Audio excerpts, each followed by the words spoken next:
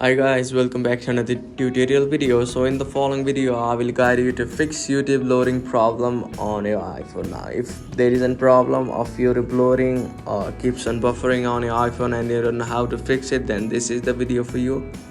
So simply watch the video till the very end to find about it. So let's begin with the video. So if you open YouTube and you want to see some kind of video, and if you click on it and there is the buffering or loading icon going on it and you want to fix it, then this is the video for you. So to fix it, check if you are connected to any Wi-Fi or not. So if you are not connected to Wi-Fi, connect to the Wi-Fi first.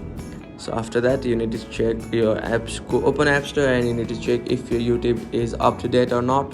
So currently you'll see if you are not up to date, you'll see the option of update. So click on the option of update to update it on your device. Simply wait for it to get updated now. So after updating the app, open YouTube and click on the video you want to play to check if the buffer is happening again. So if the buffering is happening again on your iPhone, open settings, click on general and click on iPhone storage. So after that you need to select YouTube and click on offload app. So after offloading the app, it will help you to free up some storage and it will help you to fix the error happening on your iPhone.